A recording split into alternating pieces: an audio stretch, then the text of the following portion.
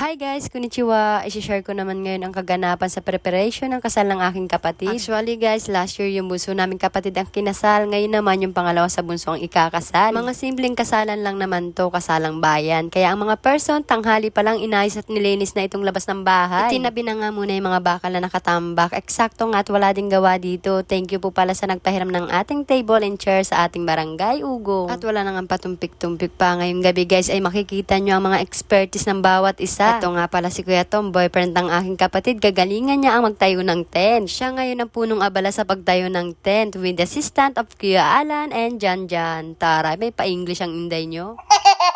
Eto naman si Janjan. Alam nyo ba ang talent naman nito ay mag-design-design? Kaya pag nakita mo yung loob ng bahay niyan dito sa Bacani, lahat yun gawa niya. Wow! Akala nyo lang puro alak ang alam niyan. Pero may alam din pala sa arts yan. Char. At kami naman dito naghihiwa ng baboy pang minudo para sa lulutuin ni Mami. Ang expertise naman ni Mami ay pagluluto. Siya naman nga po ang chef namin for today. Last time noong kasal ng bunso kong kapatid, siya rin ang nagluto noon. Magaling at masarap talaga magluto yan si Mami. Ito naman si Ate Dek, ang talent naman niya ay paggawa ng lumpiang Shanghai. Makikita nyo guys, expert na talaga niya gawin yan. Kahit gaano pa nga karami yan, kabisado niya na talaga yan. Si Kuya Tom naman naatasa magpalobo ng mga lobo. Ayan, mga busy sila. Itong si Romel, expert naman niya ang pag-amak, pagsiga ng apoy, laking probinsya ba naman eh. Etong si Kim naman nakatoka sa pagluluto ng bopis, nilaga niya na nga muna yung baga bago hiniwa ng maliliit at tinimplahan. At syempre sa hugasan naman itong mga bata, ayan makikita nyo guys, tulong-tulong po kami sa paghihiwa, lahat may kanya-kanyang gawa. Shoutout nga para sa mag-asawang to, si paring Neri at Maring Alona, tumulong din agad pagkarating nila. Etong bunso at ikakasal kong kapatid na nakatoka na rin sa pag-wrapper ng Shanghai, ganda-ganda naman ang buntis na yan.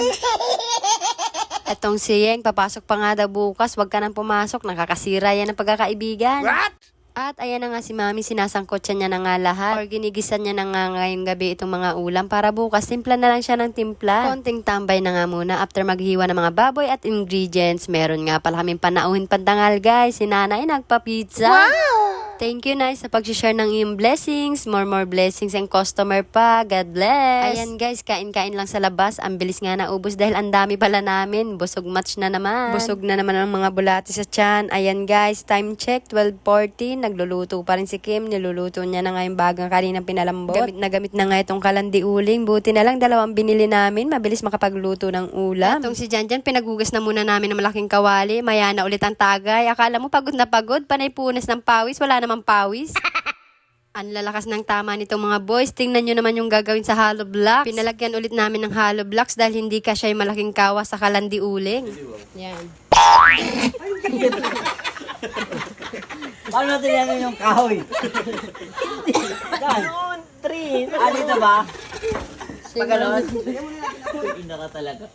Nagjo-joke lang pala tong si paring Neri, buang na. Hello po sa may-ari ng Hollow Blocks. Makikihiram lang po muna kami. Isang araw lang gagamitin. Salamat po, ang laking tulong nito. Yung pangkaldereta, igigisa na rin ni Mami. Muntik pang malaglag yung isang manok, diba? So, ito na nga guys, 12:35 na. Yung mga sinangkot siya, ready na for tomorrow. Si Nanay, siya na nga rin ang nagluto ng humba. Isang chef din yan guys, napakagaling magluto din yan. Kaya nga may kusina ni Beng yan eh. Habang nilalagay ni Nanay yung humba, si Yeng naman ang tagahalo. At nandito na naman nga si Janjan. Lutong. Galing pala, pwede pala to oh. Double, Natuwa ka sa katarantador.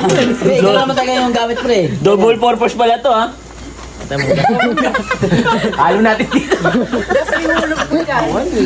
Tapos yung dito, pang kamot. Yung pa ganon. Ganun. Oo. Tinalikod ko. Ay, halo na pala.